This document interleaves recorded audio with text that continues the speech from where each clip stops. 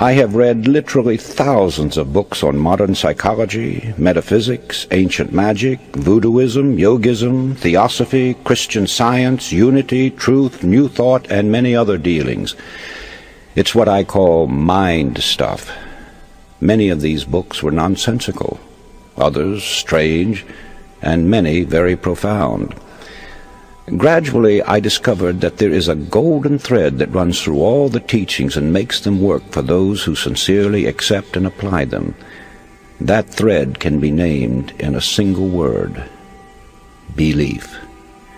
It is the same element or factor, belief, which causes people to be cured through mental healing, enables others to climb the ladder of success, and gets phenomenal results for all who accept it.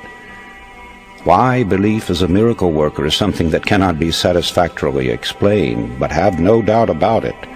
There's genuine magic in believing. The magic of believing became a phrase around which my thoughts steadily revolved.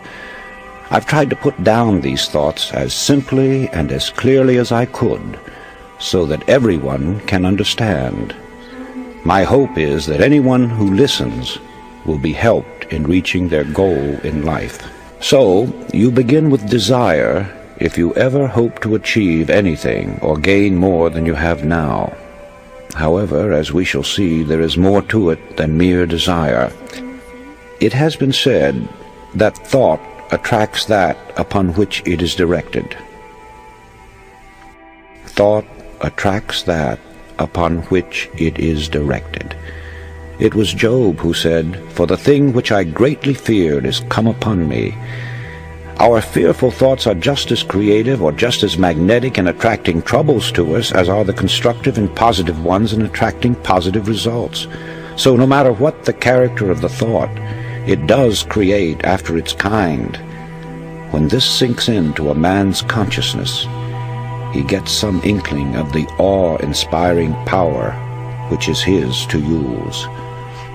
I cling to the theory that while thoughts do create and exercise control far beyond any limits yet known to man, they create only according to their pitch, intensity, emotional quality, depth of feeling, or vibratory plane.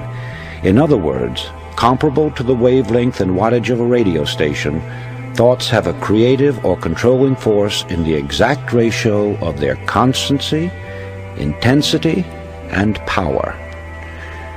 Let me try to clarify that. While many explanations have been offered, no one knows whether thought is a form of electrical energy or something else yet to be defined. But I have been an experimenter in that branch of electricity known as high frequency, pioneered by the great genius Nikola Tesla. And whenever I think of thought and its radiations and vibrations, I instinctively link them up with electricity and its phenomena.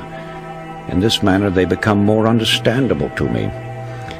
All persons living in high altitudes have felt and sometimes observed the electric spark resulting from walking across the room, then touching some metallic substance.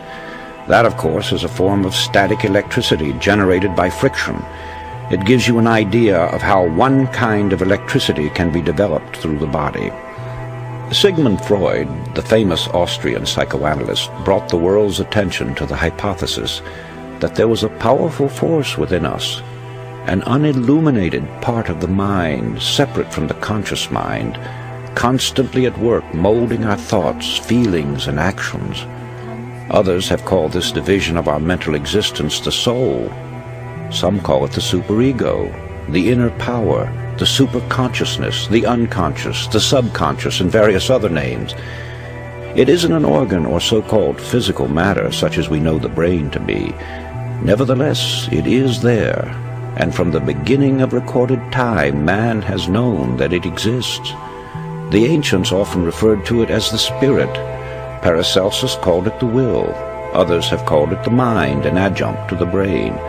Some have referred to it as conscience, the creator of the still, small voice within.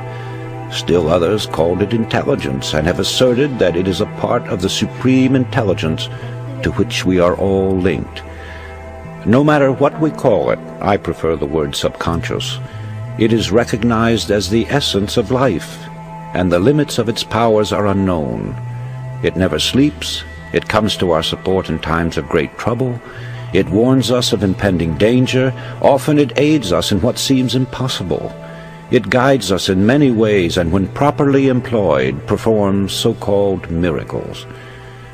Perhaps the most effective method of bringing the subconscious into practical action is through the process of making mental pictures, using the imagination, perfecting an image of the thing or situation as you would have it exist in physical form.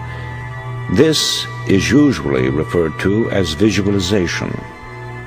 However, before this visualization can work, you must really believe. I refer now to deep-seated belief, a firm and positive conviction that goes through every fiber of your being. When you believe it heart and soul, as the saying goes. Now call it a phase of emotion, a spiritual force, a type of electrical vibration, anything you please, but that's the force that brings outstanding results. It sets the law of attraction into operation and enables sustained thought to correlate with its object. This belief changes the tempo of the mind or thought frequency, and like a huge magnet, draws the subconscious forces into play, changing your whole aura and affecting everything about you, and often people and objects at great distances. It brings into your individual sphere of life results that are sometimes startling. After studying the various mystical religions and different teachings and systems of mind stuff, one is impressed with the fact that they all have the same basic modus operandi, and that is through repetition. The repeating of certain mantras, words, formulas, or just plain mumbo-jumbo is common with witch doctors, voodoo high priests, hexers, and many other followers of strange cults. They use them to evoke the spirits or work black magic. One finds the same principle at work in chants, incantations, litanies, daily lessons. Also the frequent praying of the Buddhists and Muslims alike, the affirmation of the Theosophists and the followers of unity, the absolute, truth, new thought, divine science. In fact, it is basic to all religions, although here it is white magic instead of black magic. This brings us to the law of suggestion, through which all forces operating within its limits are capable of producing phenomenal results. That is, it is the power of suggestion and autosuggestion, your own to yourself, or heterosuggestion coming to you from outside sources, that starts the machinery into operation or causes the subconscious mind to begin its creative work. And right here is where the affirmations and repetitions play their part.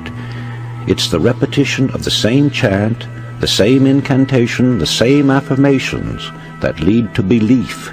And once that belief becomes a deep conviction, things begin to happen. Now, this is the same identical force and the same mechanics that Hitler used in building up the German people to attack the world. A reading of Mein Kampf will verify that. Dr. René Fauvel, a famous French psychologist, explained it by saying that Hitler had a remarkable understanding of the law of suggestion and its different forms of application. It was with uncanny skill and masterly showmanship that he mobilized every instrument of propaganda in his mighty campaign of suggestion. Hitler openly stated that the psychology of suggestion was a terrible weapon in the hands of anyone who knew how to use it. Let's see how he worked it to make the Germans believe what he wanted them to, and once that belief took hold, how they started their campaign of terror. Slogans, huge signs, posters, masked flags appeared throughout Germany. Hitler's picture was everywhere. One Reich, one folk, one leader became the chant. It was heard everywhere. Today we own Germany, tomorrow the entire world. The marching song of the German youths came from thousands of throats daily.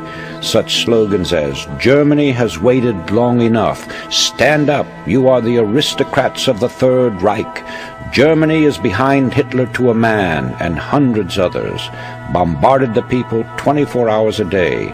From billboards, sides of buildings, the radio and the press, every time they moved, turned around, or spoke to one another, They got the idea that they were a superior race, and under the hypnotic influence of this belief, strengthened by repeated suggestion, they started out to prove it. Unfortunately for them, there were other nations who also had strong national beliefs that eventually became the means of bringing defeat to the Germans. I know that it is difficult for the average person who knows nothing of this subject to accept the idea that all is within. But surely the most materialistic person must realize that as far as he himself is concerned, nothing exists on the outside plane unless he has knowledge of it or unless it becomes fixed in his consciousness. It is the image created in his mind that gives reality to the world outside of him.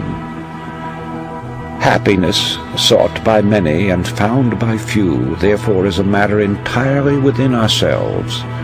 Our environment and the everyday happenings of life have absolutely no effect on our happiness except as we permit mental images of the outside to enter our consciousness. Happiness is wholly independent of position, wealth, or material possessions. It is a state of mind which we ourselves have the power to control. And that control lies with our thinking. Emerson said, "What is the hardest task in the world? To think." Obviously this is so when one considers that most of us are victims of mass thinking and feed upon suggestions from others. We all know that the law of cause and effect is inviolable. Yet how many of us ever pause to consider its workings? The entire course of a man's life has many times been changed by a single thought, which coming to him in a flash became a mighty power that altered the whole current of human events. History is replete with the stories of strong-minded, resolutely willed individuals who, steadfastly holding to their inner convictions, have been able to inspire their fellow man and in the face of tremendous and determined opposition have literally created out of nothing great businesses, huge empires, and new worlds. They had no monopoly of thought power. You and every man and woman have it. All you have to do is use it. You will then become the person you envisage in your imagination. Know yourself. Know your power. Faithfully use the cards and the mirror techniques, and you will get results far beyond your fondest expectations. Just believe that there is a genuine creative magic in believing, and magic there will be, for belief will supply the power which will enable you to succeed in everything you undertake. Back your belief with a resolute will, and you will become unconquerable. A master of men among men, yourself.